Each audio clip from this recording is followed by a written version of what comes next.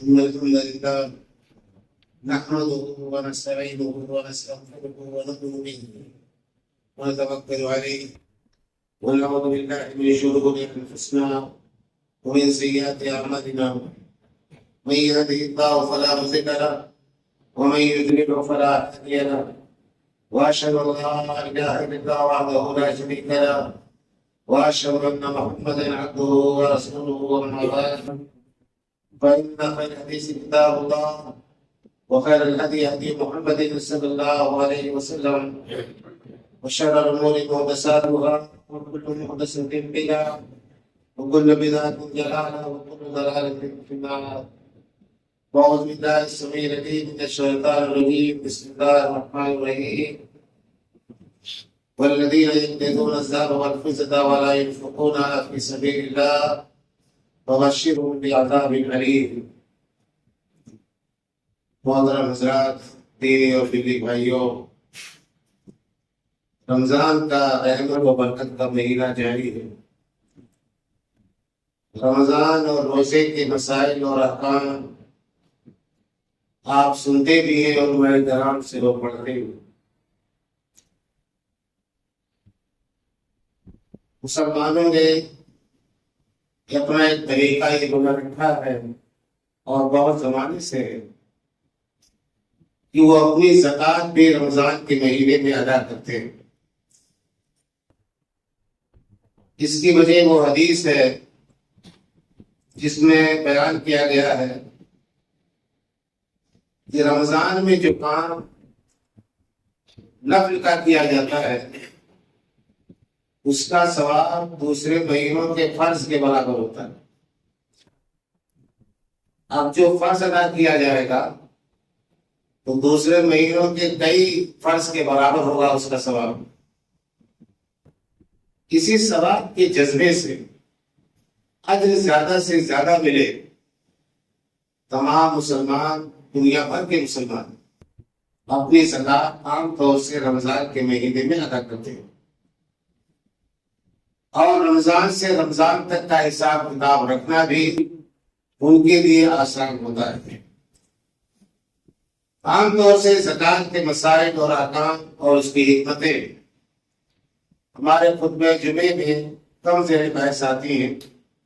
اس کا موقع بہت کم ملتا ہے، اس لیے بہت سے مسلمان زکوٰۃ کے مسائل سے واقف بھی نہیں ہوتے. ہماری جہاں بہت ساری کمیاں ہیں، ان میں ایک بڑی کمی یہ ہے کہ اسلام کی جو بنیادی تعلیمات ہیں جن کے بغیر ایک مسلمان نہیں رہتا، ان کے بارے میں بھی ہماری معلومات پختہ، مفصل اور تفصیلی نہیں ہو پاتی. اس کی وجہ یہ ہے کہ ہم پڑھتے نہیں. اگر پڑھتے بھی ہیں تو غور فکر نہیں کرتے. علماء کرام ہمارے یہاں درس کا اہتمام تو ضرور کرتے ہیں، لیکن یہ درس ایک رسم بن کر رہے گی. ہر نماز کے بعد یا کسی نماز کے بعد 2 منٹ رسمی طور پر بیٹھ کر کے تو سننا، یہ دعوت و تبلیغ نہیں ہے.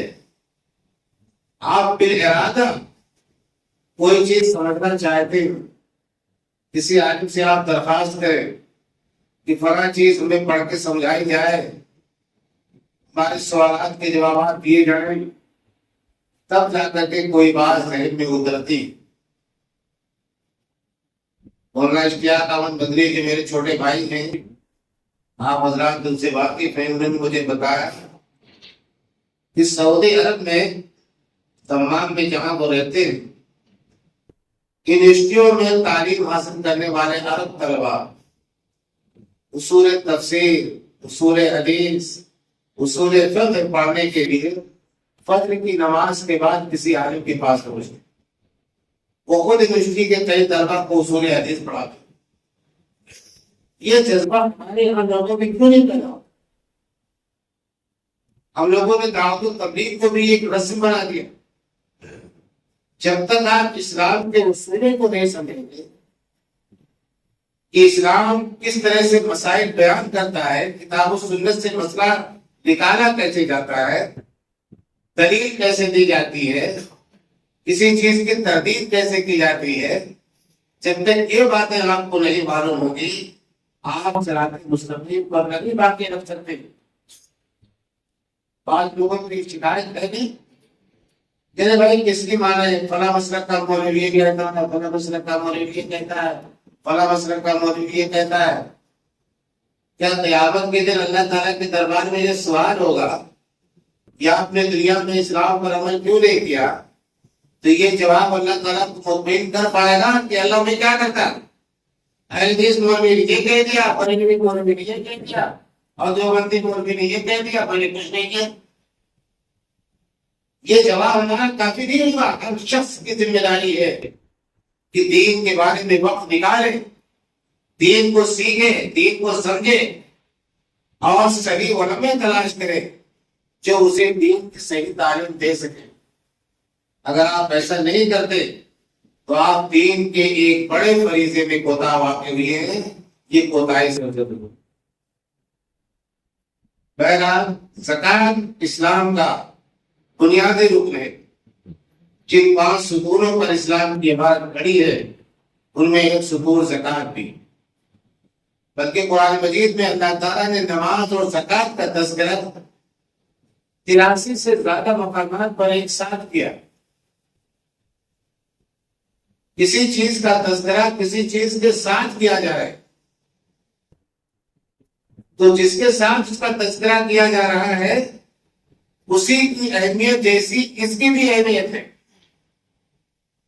جتنی اہمیت اسلام میں نماز کو حاصل ہے اتنی ہی اہمیت اسلام میں زکوٰۃ کو حاصل ہے۔ ورنہ قرآن مجید جیسی ہدایت کی کتاب، جامع کتاب، مختصر کتاب، اس میں ایک بات کو 83 مرتبہ کو دوہرایا جاتا۔ یہ دونوں چیزیں ساتھ ساتھ رہنی چاہیے۔ اگر دونوں نے ایک دوسرے کا ساتھ چھوڑ دیا تو اسلام کی آدھی عمارت بیٹی کی جائے۔ اور آج کیا ہو رہا، ہم نماز میں بہت طاقت کے چاموں سے بندے الحمدللہ نماز پڑھ رہی تھی، لیکن زکوٰۃ کے سلسلے میں ہمیں بنیادی باتیں نہیں معلوم۔ نماز علامت ہے اللہ تعالیٰ کے حق کی ادائیگی کا۔ ایک بندہ اگر اللہ نماز پڑھتا ہے تو اس کا مطلب یہ کہ اللہ تعالیٰ کا جو پہلا حق ہے اس کے اوپر وہ ادا کرنا۔ اسی طرح سے زکوٰۃ حق ہے بندوں کا۔ اگر کوئی مسلمان زکوٰۃ ادا کر رہا ہے تو بندوں پر اس کے جو حقوق عائد ہوتے ہیں سب سے پہلا حق وہ ادا کرنا ہے۔ تو ہی تو حقوق ہی جو ادا کر رہے ہیں ہمیں، ایک طرف ہمیں اللہ تعالیٰ کے حقوق ادا کرنے اور دوسری طرف بندوں کے حقوق ادا کرنے۔ صرف اللہ تعالیٰ کے حقوق ادا کرنے میں کیا ہمیں نہیں ملے گی، بلکہ ہمیں اس کے ساتھ ساتھ بندے کے بھی حقوق ادا کرنے۔ دونوں چیزیں ساتھ ساتھ چلتی ہیں۔ اسی لیے زکوٰۃ کے جو پیمانے اس سے ہٹ کر کے صدقہ و خیرات کی بھی ایک بات کہی گئی اسلام میں۔ قرآن مجید میں جگہ جگہ تذکرہ۔ ایک غریب آدمی ہے جو زکوٰۃ صاحب نصاب نہیں ہے، لیکن اسے بھی کوشش کرنی چاہیے کہ سائل اگر گھر پہ آ گیا، کوئی بھوکا آدمی اگر دروازے پر آ کے کھڑا ہو گیا، ایک روٹی کا اس نے مطالبہ کر دیا تو اس کی ذمہ داری بنتی ہے کہ اپنے خوراک میں سے ایک روٹی کم کر کے اس سائل کو بھیک مانگنے والے کو ضرور دے۔ یہ جذبہ ہے اسلام کا۔ اسلام تو نام ہی دوسروں لوگوں کے لیے جینے کا۔ قرآن مجید کی وہ آیت ہمیشہ یاد رکھیے جس میں اللہ تعالیٰ نے مسلمانوں کے پیدا کیے جانے کا مقصد بیان کیا ہے۔ کنتم خیر امۃ اخرجت للناس، اے مسلمانوں تم دنیا کی سب سے بہترین امت ہو، سب سے افضل امت ہو۔ تمہیں تمام لوگوں کے لیے پیدا کیا گیا، صرف اپنے لیے نہیں پیدا کیا گیا، صرف مسلمانوں کے لیے نہیں پیدا کیا گیا، بلکہ سارے انسانیت کی بھلائی کے لیے تمہیں پیدا کیا گیا۔ اللہ تعالیٰ تو اتنا بڑا مقام دے رہا ہے کہ اپنے ہی خود سے باہر نہیں نکل پا رہے۔ دنیا میں جو ظلم و فساد برپا ہے، جو ناانصافی ہونے کی، جو مسلمان کے لیے ظلم اور استحصال ہے، اس کا خاتمہ اگر ہو سکتا ہے تو اسلامی تعلیمات کی روشنی میں ہو سکتا ہے، اور مسلمانوں کی ذمہ داری یہ ہے کہ اسلامی تعلیمات کی روشنی میں دنیا میں ہونے والے ظلم و فساد کا خاتمہ ہے، عدل و انصاف دنیا میں قائم ہو۔ یہاں ہماری حالت یہ ہو گئی ہے کہ عدل و انصاف کے لیے تاسے گدائی لے کر ہم دوسروں کے سامنے کھڑے ہوئے ہیں، ہم دنیا کو انصاف کیا دیں گے؟ ہم تو خود اپنی انصاف کے لیے محتاج ہوں گے۔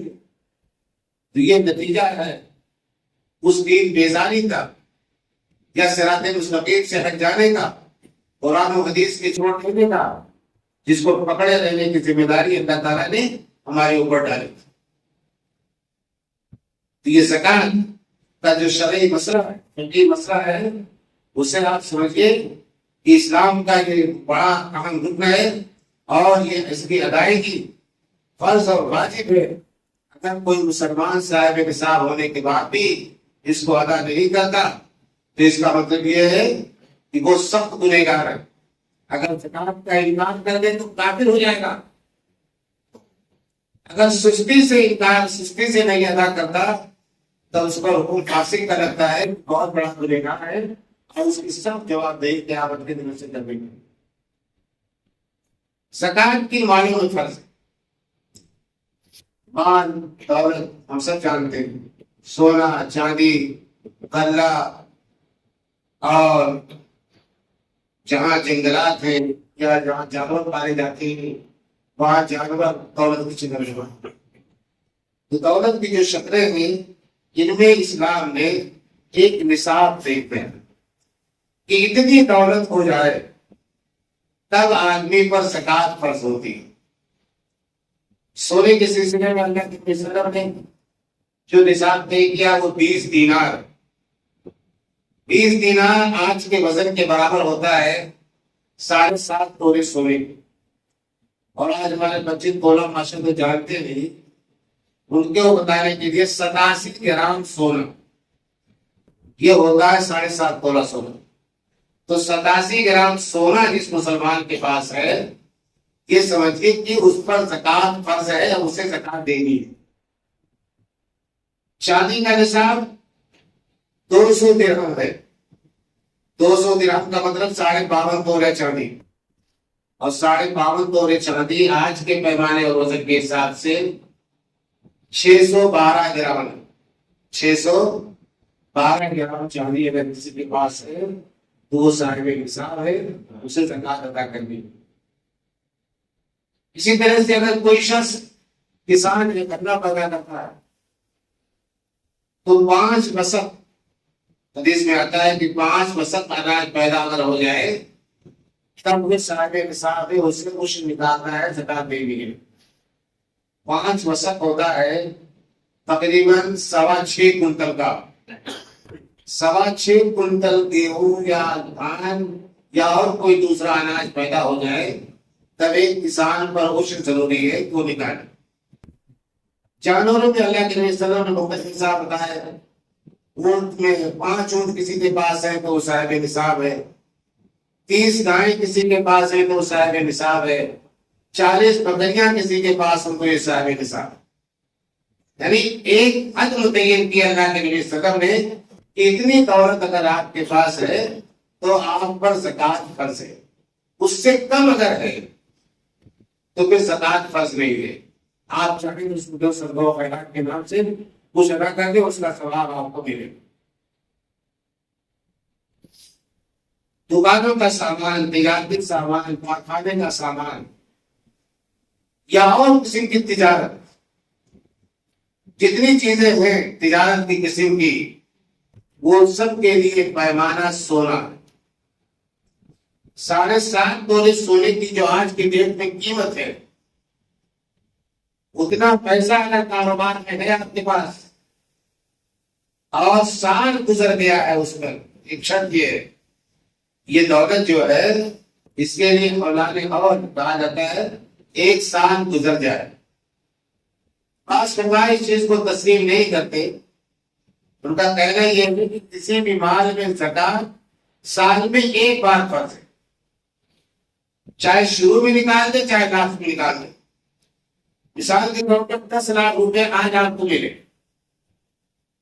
اس 10 لاکھ روپے میں آپ نے زکات نکال دی، تو آنے والے رمضان تک یعنی سال کے پورے ہونے تک اب مزید اس 10 لاکھ روپے میں کوئی زکات آپ کو نہیں نکالنی۔ اور اکنامکس کے معاشیات کے ماہرین یہاں 2-3 رہے علیگڑھ میں، ڈاکٹر فضل الرحمان فریدی، پروفیسر نجات اللہ صدیقی، ان لوگوں سے اس مسئلے پر جب بھی میری گفتگو ہوئی تو انہوں نے بات یہی بتائی کہ صحیح بات یہی ہے کہ اولاد اور سال گزر جانے والی روایت خود محدثین کے نزدیک بہت زیادہ مضبوط نہیں ہے۔ تو مسئلہ یہ ہے کہ ایک سال میں ایک بار زکات دینی ہے، لاسٹ میں نکالنے کی چاہے شروع میں نکالنے۔ اور ایک مسلمان کی جو تربیت اسلامی نقطہ نظر سے اور اپنے مال کو آفات و بلیات سے محفوظ رکھنے کا جو جذبہ اس کے اندر پایا جاتا ہے، اس کا تقاضا یہ ہے کہ جیسے ہی وہ صاحب نصاب ہو جائے اللہ کا حقوق ادا کرتے ہوئے اسے زکات ادا کر دینی چاہیے، تاکہ اس کا مال اور اس کی دولت تمام طرح کی آزمائشوں سے اور پریشانیوں سے محفوظ۔ ایک مسئلہ اور آتا ہے ہمارے یہاں، بہت سارے لوگ زمینوں کا کاروبار کرتے ہیں یا تجارت کے لیے زمینیں خرید کر کے ڈال دیتے ہیں۔ تجارت کے لیے خریدی گئی زمینیں یا کاروباری انداز کی لی گئی زمینیں، یہ سب زکات کے اندر شمار ہیں۔ ایسا نہیں ہے کہ آپ نے 1 کروڑ روپے کی زمین خرید لی، اب ڈال دیا، اب جب بیچیں گے تب زکات ادا کریں گے۔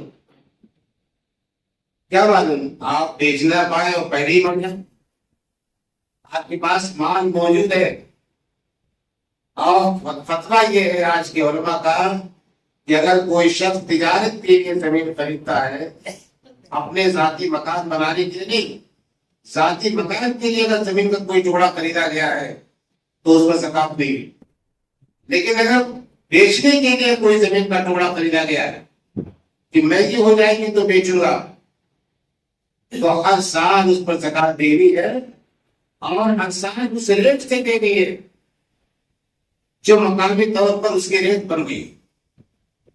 ہم نے 10 لاکھ روپے کی زمین خریدی ہے، آئندہ وہ 15 لاکھ کی ہوگی، اب 15 لاکھ پر آپ کو زکات دینی، اگلے سال 20 لاکھ کی ہوگی، اب 20 لاکھ پر آپ کو زکات دینی، اس کے اگلے سال 25 لاکھ کی ہوگی، اب 25 لاکھ پر آپ کو زکات دینی۔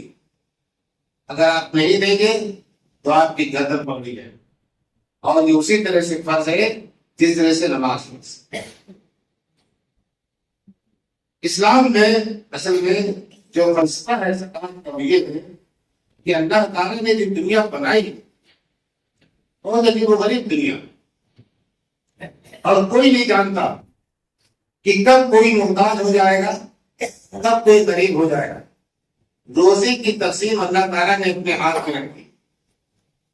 ان اللہ یبسط الرزق لمن یشاء، اللہ جس کے لیے چاہتا ہے روزی کو کشادہ کر دیتا ہے، اور جس پر چاہتا ہے روزی تنگ کر دیتا ہے۔ یہ اللہ تعالیٰ کا کام۔ یہاں بندوں کی آزمائش بھی مقصود ہے۔ آزمائش دونوں گروہوں کی ہو رہی، غریب کی بھی ہو رہی ہے، مالدار کی بھی ہو رہی ہے۔ غریب کی اس طرح سے ہو رہی ہے کہ کہیں زیادہ سمیٹنے کے چکر میں دستے سوال کو دراز کرتا ہے، جتنی ضرورت ہے صرف اتنی ہی مانگتا ہے کہ مانگنے کو اس نے پیشہ بنا لیا۔ آپ بہت سارے لوگوں کو دیکھتے ہوں گے کہ معلوم ہوا کہ گدڑی میں لاکھوں روپے سلے ہوئے، مر گیا سڑک پر تو پولیس نکال کے دے دی، ایسے بھی واقعات سننے میں آتے ہیں۔ تو ایسے لوگوں کے لیے تو سخت وعید ہے، قیامت کے دن بے ضرورت مانگنے والا شخص اس طرح سے اللہ تعالیٰ کے سامنے آنا کہ اس کے چہرے پر گوشت نہیں ہوا، یہ اس کی سزا بیان کی گئی، وہی سنائی۔ تو بلا ضرورت کسی غریب آدمی کو زکات کے پیسے کا، صدقات کے پیسے کا مطالبہ نہیں کرنا چاہیے۔ امیر آدمی کی آزمائش اس طرح سے ہو رہی ہے کہ اللہ تعالیٰ نے آپ کو دولت دی، آپ سمجھتے ہیں کہ آپ نے اپنے ہنر سے، اپنے علم سے، اپنے محنت سے کمایا؟ آپ جیسا علم، آپ جیسا ہنر اور آپ جیسی محنت کرنے والے دنیا میں لاکھوں ہیں، لیکن وہ اتنی دولت نہیں کما پا رہے جتنی آپ نے کمائی۔ تو اللہ تعالیٰ کا شکر ادا کیجیے، یہ اللہ تعالیٰ کی آزمائش ہے آپ پر۔ آپ آزمائے جا رہے ہیں کہ آپ کرتے کیا کا۔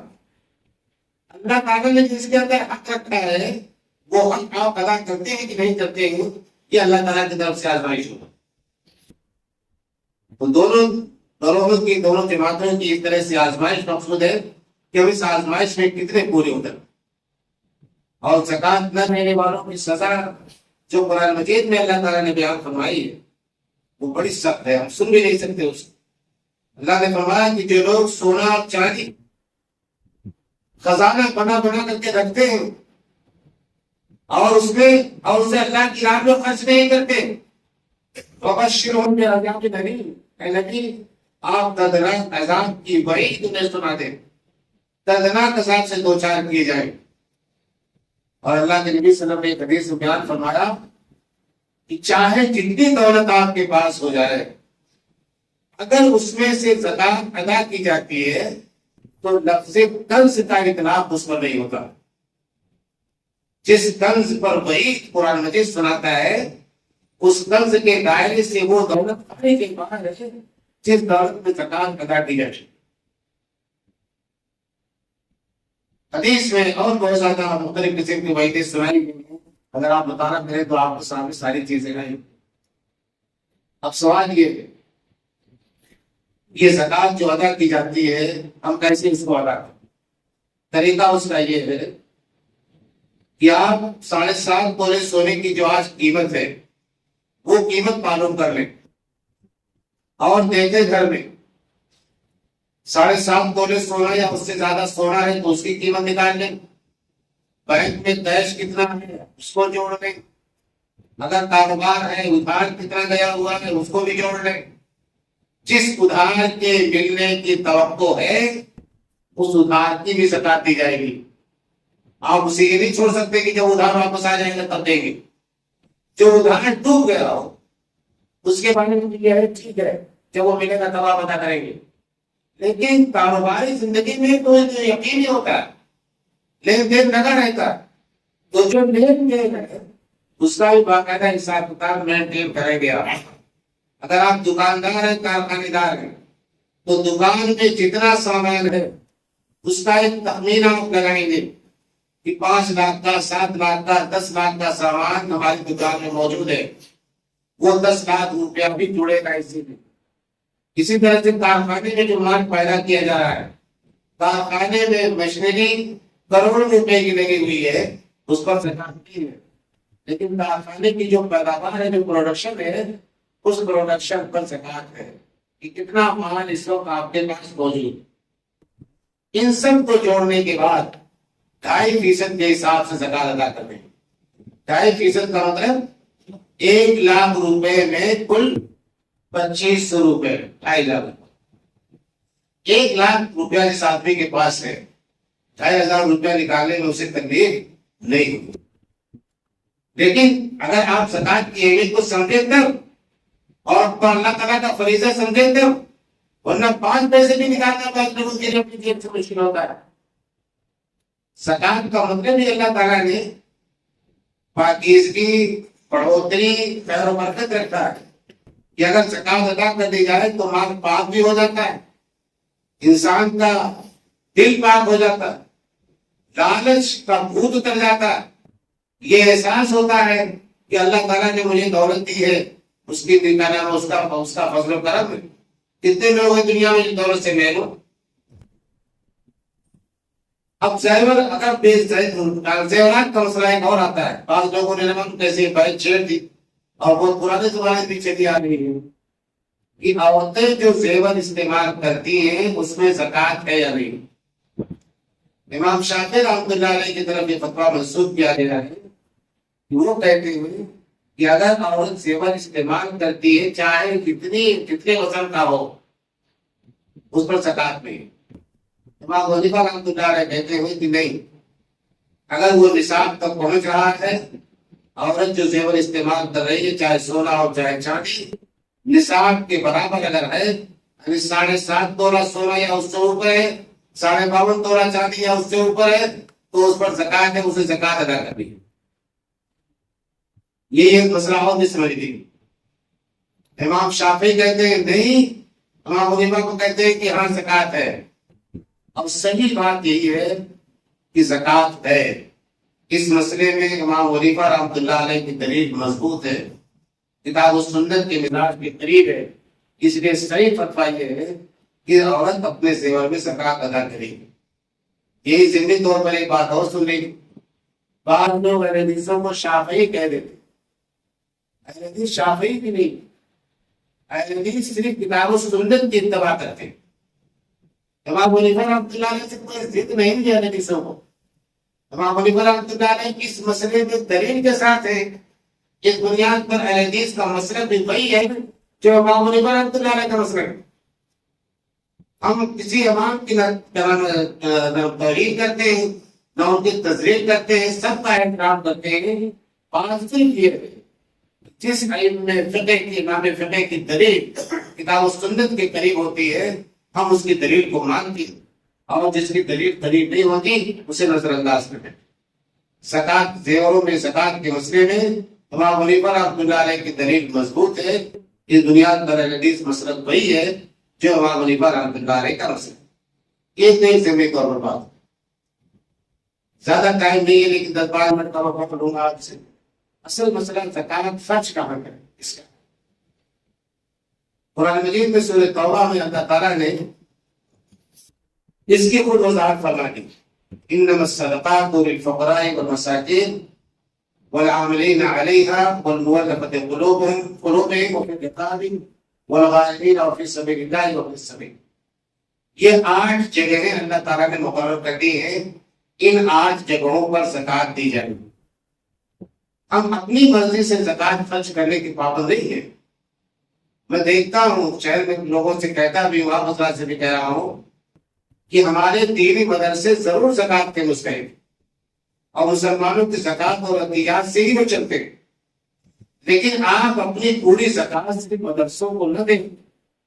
علی گڑھ کے غربا مساکین، 8 مہینے کی بیوہ اور یتیم بچے بھی آپ کی زکات کے مستحق ہیں، آپ ان کو بھی۔ حدیث میں آتا ہے کہ اللہ کے نبی نے فرمایا، یمن کے سلسلے میں آپ نے ایک حکم صادر فرمایا کہ تؤخذ من اغنیائہم وترد علی فقرائہم، کہ زکات وہی کہ ان کے مالداروں سے دی جائے گی اور انہی کے غریبوں پر وہی خرچ کر دی جائے گی۔ تو جہاں سے زکات دی جا رہی ہے وہاں کے غریب تو محتاج بنے رہے، انہیں کوئی زکات دینے والا نہ ہو، اور آپ دور دراز کے علاقوں میں بھیج دیں، یہ مناسب نہیں۔ علی گڑھ میں غربا مساکین کا خیال رکھنا یہ علی گڑھ کے ان لوگوں مسلمانوں کی ذمہ داری ہے جو صاحب نصاب ہے اور اللہ تعالیٰ کی توفیق سے وہ زکات نکالتے ہیں۔ تو اللہ تعالیٰ نے فرمایا کہ انما الصدقات للفقراء والمساکین، زکات پر پہلا حق فقیر کا ہے، دوسرا حق مسکین کا ہے۔ فقیر کسے کہتے ہیں؟ جو ہاتھ پھیلا کر کے مانگتا ہے، دروازے دروازے جاتا ہے۔ مسکین کہتے ہیں اس آدمی کو جو غریب تو ہے، ضرورت مند تو ہے، لیکن عزت نفس اور خودداری کی وجہ سے وہ کسی کے سامنے ہاتھ نہیں پھیلاتا، اسے مسکین کہا جاتا ہے۔ ہم چہرے سے انہیں پہچانتے ہیں، اپنے تعلقات سے انہیں پہچانتے ہیں، پڑوس میں ہونے کے ناطے انہیں پہچانتے ہیں۔ اگر ہم پہچانتے ہیں، ہم کو جانتے ہیں کہ ایک آدمی تصویر العلاج ہے یا ایک آدمی بیمار ہے، اس کی آمدنی اتنی کم ہے کہ اگر وہ بیماری کا علاج کرائے تو بچے کھانے کو قیام کر جائیں، یا بچوں کو پیٹ پر کھانا کھلائے تو اپنا علاج نہ کرا سکے، تو ایسا آدمی مسکین کہلاتا ہے قرآن مجید کی اور شریعت کی اصطلاح میں، وہ بھی ہماری زکات کا مستحق ہے۔ یہ ایک مسئلہ اور نہیں بتا کہ اللہ کے نبی صلی اللہ علیہ وسلم نے فرمایا ہے حدیث میں کہ اپنے غریب رشتہ دار کو زکات دینا دوہرے ثواب کا باعث ہے، ڈبل ثواب ملے گا۔ ایک تو آپ نے رشتہ داری کا خیال کیا، دوسرے یہ کہ آپ نے اس کی غربت کا خیال کر کے اس کو زکات، غریب رشتے داروں کو زکات دیتے ہو آپ، یہ ضروری نہیں ہے کہ آپ بتائیں کہ یہ زکات کی رقم۔ بعض لوگ سوال کرتے ہیں کیا بتا کر کے دیں؟ پھر بتا کر کے آپ دو گے اپنی بہن کو جو شادی شدہ ہے، اپنے گھر پہ رہتی ہے، کہ بھیا زکات مجھے دے کے دیا، اور کروڑوں روپے اس کے بعد بھرے پڑے ہیں، تو بہن کو اچھا لگے؟ تو بتانے کی ضرورت نہیں ہے۔ اگر آپ سمجھتے ہیں کہ یہ آدمی ضرورت مند ہے، جو ہمارا رشتے دار ہے، غریب ہے، مفلس ہے، اور اپنی عزت نفس اور خودداری کے بچانے کے لیے وہ ہاتھ نہیں پھیلا رہا ہے، تو آپ اسے مٹھی بند کر کے اس کی مدد کر سکتے۔ ایک چیز اور بھی ہے جو ہمارے یہاں روایت ختم ہو گئی، ضروری ہے کہ آپ رقم دیں۔ آپ نے بہن گھر والوں کو پورے کپڑے بنا دیے، آپ نے عید کے موقع پر کوئی اور کا سامان خرید کر کے اس کو دے دیا، یا آپ دیکھ رہے ہیں کہ بہن کے پاس واشنگ مشین نہیں ہے، آپ نے وہ خرید کر کے اسے دے دی۔ سب گرمی کا مہینہ ہے، اس کے پاس کولر نہیں ہے، آپ نے کولر فراہم کر دیا۔ تو بنیادی ضروریات کی جو چیزیں ہوں وہ بھی آپ اپنے کسی غریب رشتے دار کو اپنی زکات کے پیسے سے اس کی مدد کر سکتے۔ تو فقیر اور مسکین کا معاملہ تو یہ ہو گیا۔ وَالْعَامِلِينَ عَلَيْهَا، اور زکات خرچ کی جائے گی ان لوگوں پر جو زکات وصول کرتے ہیں، بیت المال کا نظام سنبھالتے ہیں، غریبوں کا پتہ کرتے ہیں، غریبوں کو زکات پہنچاتے ہیں، اس کے لیے وقت نکالتے ہیں۔ یعنی اسلام پورا ایک سسٹم بنانا چاہتا ہے کہ انفرادی طور پر زکات دینے کے بجائے سارے مسلمانوں کی زکات اکٹھا کر دی جائے، اس کا رجسٹر مینٹین کیا جائے، اس کا نگراں متعین کیا جائے، اس میں دو چار لوگ ملازم ہو جو لوگوں کو پتا کرے کہ کون سا غریب ہے، اور جو پتا چل جائے کہ فلاں غریب ہے تو وہاں تک زکات پہنچا دیتے۔ ان کو تنخواہ بھی زکات کے فنڈ سے دی جائے گی، لیکن یہ مت ہم لوگوں نے ضائع کر دیا، ہم نے کبھی بنایا ہی نہیں۔ مولانا عبدالکلام آزاد جو ہندوستان کے مسلمانوں کی ضرورت کو سب سے زیادہ جانتے تھے، ان کی کمزوریوں سے واقف تھے، انہوں نے اپنی تفسیر میں تو یہاں تک لکھ دیا کہ اگر آپ اجتماعی طور پر بیت المال قائم نہیں کرتے تو آپ کی زکات ادا نہیں ہوتی۔ زکات کا جو مقصد ہے، فلسفہ ہے، جو اس کی حکمتیں، وہ حکمتیں پوری ہی نہیں ہو رہی۔ ہمارے باقی اندازہ نہیں ہوتا۔ علی گڑھ میں کروڑوں روپے، لاکھوں روپے زکات کا مسلمان دیتا، لیکن یہ پیسہ زیادہ کہاں ہے کہ پتہ نہیں ہوتا۔ صدقہ فطر دیکھیے ہر مسلمان پہ فرض ہے، علی گڑھ میں لاکھوں مسلمان پیسہ ہے۔ اگر سب کا صدقہ فطر اکٹھا کر دیا جائے تو علی گڑھ کا کوئی غریب ایسا نہیں بچے گا جسے عید کے دن کھانے پینے کی چیزوں کی کوئی کمی ہے۔ لیکن ہم لوگ اس کے لیے کوئی نفق نکالتے ہیں، اس کا نظام بناتے ہیں۔ اچھا، نظام بنانے کے لیے بنیادی بات اپنے نوجوانوں سے میں کہنا چاہتا ہوں یہ کہ اسلام جس طرح کی سوسائٹی یا اجتماعیت بنانا چاہتا، تنظیم بنانا چاہتا ہے، اس میں اعتماد بہت ضروری ہے، ایک دوسرے پر بھروسہ۔ 10 آدمی کسی کمیٹی کے ممبر ہیں، کسی مسئلے پر غور کیا گیا، 7 آدمیوں نے رائے دی کہ یہ کام کر لیا جائے، 3 آدمی اس کے مخالف تھے، فیصلہ اکثریت کی بنیاد پر ہو گیا، تو اب ان تینوں آدمیوں کو بھی 7 آدمی کے ساتھ رہنا چاہیے۔ آگے نتیجہ اچھا ہے یا برا؟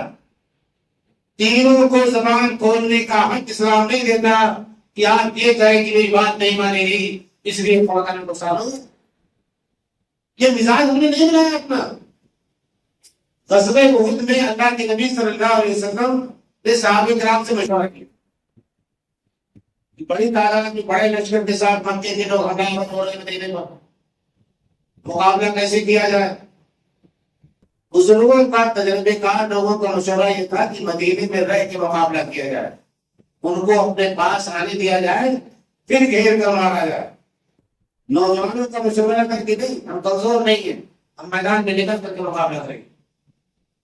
نوجوانوں کی تعداد زیادہ تھی، 13 ٹیم والے زیادہ نہیں ہوتے۔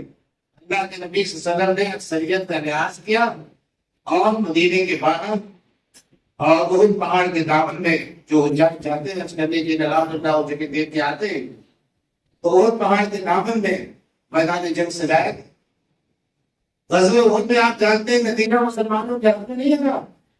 70 مسلمان شہید ہو گئے معمولی غلطی کی وجہ سے کہ جس درجے پر اللہ کے نبی صلی اللہ علیہ وسلم 50 تیر اندازوں کو متعین کیا تھا کہ ہماری شکست ہو جائے یا فتح ہو جائے تم اس راستے کو ہرگز مت چھوڑنا. لیکن جب کفار بھاگنے لگے تو 50 تیر اندازوں میں سوچا کہ ہم کو میدان میں مار دیا, یہاں رہنے کا فائدہ کیا, ہم بھی چلے گئے ان کو راستہ چھوڑ دیا. خالد بن ولید جو اس وقت مسلمان نہیں ہوئے تھے, جنگی سپہ سالار بنے بعد مسلمانوں کے, اس وقت وہ کافر تھے, انہوں نے موقع کو غنیمت سمجھا, اپنی فوج کے ساتھ اسی طرح سے انہوں نے پیچھے سے حملہ کر دیا اور جیتی ہوئی بازی پلٹ گئی. لیکن تاریخ میں ہمیں ایک جملہ نہیں ملتا کہ کسی نے یہ کہا ہو کہ ہماری بات نہیں مانی گئی اس لیے غزوہ احد میں شکست. یہ بتانا چاہتا تھا میں کہ اسلام جو نظام بنانا چاہتا ہے, جس اجتماعیت کی تشکیل چاہتا ہے, اس نظام کی خصوصیت یہ ہوتی ہے کہ جب فیصلہ ہو جائے تو اس فیصلے کے خلاف رائے دینے والے بھی اسی فیصلے کے حق میں کھڑے ہوں گے, اسی کے لیے مدد کریں گے, اسی کے لیے کوشش کریں گے. لیکن ہم اپنے یہ مزاج نہیں بنا سکے آج تک, اس لیے بیت المال کا نظام قائم نہیں ہوگا. بہرحال غلامین علیہ اور زکات خرچ کی جائے گی لوگوں کا دل جیتنے کے لیے. ایک نو مسلم ہے جو گھر سے نکال دیا گیا, جائیداد سے محروم کر دیا گیا اسلام کی خاطر. مسلم معاشرے کی ذمہ داری ہے کہ اس کے ساتھ کھڑے ہوں, اس کے لیے روزی روٹی کا انتظام کریں, اسے کاروبار سے لگائیں, اسے نوکری سے لگائیں. بعض لوگوں نے تو اس مد میں ایسے لوگوں کو بھی شمار کیا ہے جو اسلام دشمنی بہت آتے ہیں, لیکن وہ پیسے سے خریدے جا سکتے ہیں یا پیسے دے کر کے ان کی زبان بند کی جا سکتی ہے. تو ایسے لوگوں کو بھی زکات کی مد سے پیسے دے کر کے ان کی رائے اسلام اور مسلمانوں کے حق میں لی جا سکتی. اتنا بڑا مد اللہ تعالیٰ نے زکات کے اس میں رکھا اور لوگوں کا دل پہچانے کے لیے, دل کو مضبوط رکھنے کے لیے, دل کو اسلام کی طرف مائل کرنے کے لیے, اور پھر دماغ بھی دردریں چھڑانے کے لیے زکات خرچ کی جائے گی. غلامی کا زمانہ تھا, اللہ کے نبی صلی اللہ علیہ وسلم کے زمانے میں اس سے پہلے چلا رہا تھا. آج غلامی کی وہ شکل تو نہیں ہے, لیکن بعض چیزیں غلامی سے ہی بدتر ہیں. بدوا مزدور کا نام سنا ہے؟ بدوا مزدور ہندوستان میں بہت.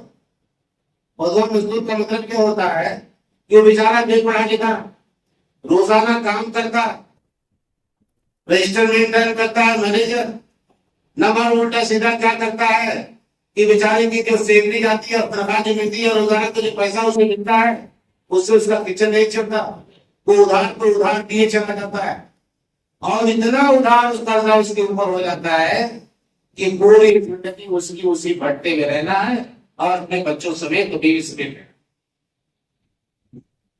اب مالک اسے جانے نہیں دیتا کہ تیرے اوپر قرضہ اتنا, اور قرضہ ادا کرنے کی اس کے اندر طاقت نہیں جیسے کہ روزانہ کا خرچہ اس کا اتنا دے گا.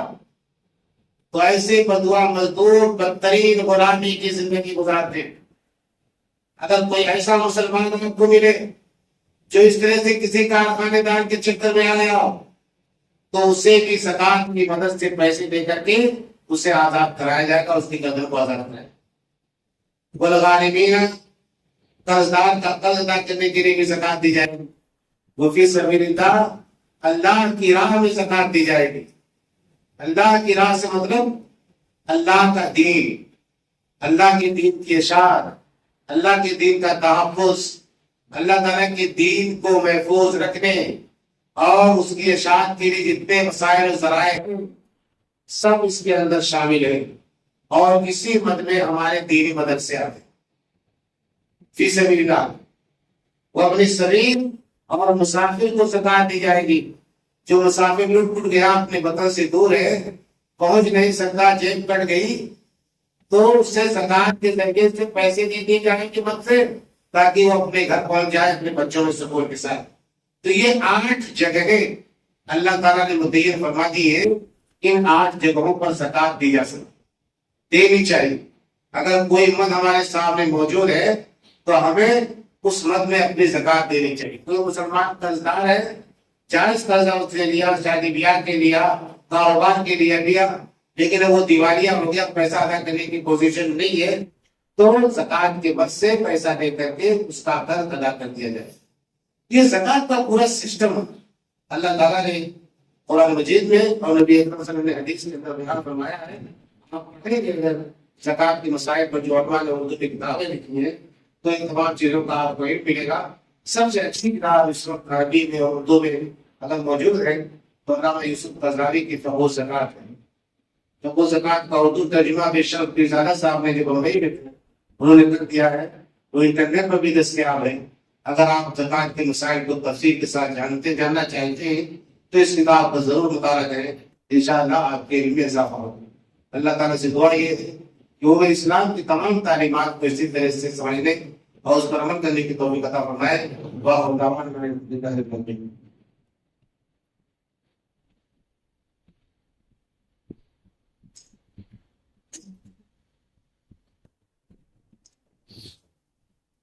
الحمد لله نحمده ونستعينه ونستغفره ونؤمن به ونتوكل عليه ونعوذ بالله من شرور انفسنا ومن سيئات اعمالنا من يهده الله فلا مضل له ومن يضلل فلا هادي له واشهد ان لا اله الا الله وحده لا شريك له واشهد ان محمدا عبده ورسوله. اما بعد فان خير الحديث كتاب الله وخير الهدي هدي محمد صلى الله عليه وسلم وشر الامور محدثاتها محدثة بدعة وكل بدعة ضلالة وكل ضلالة في النار.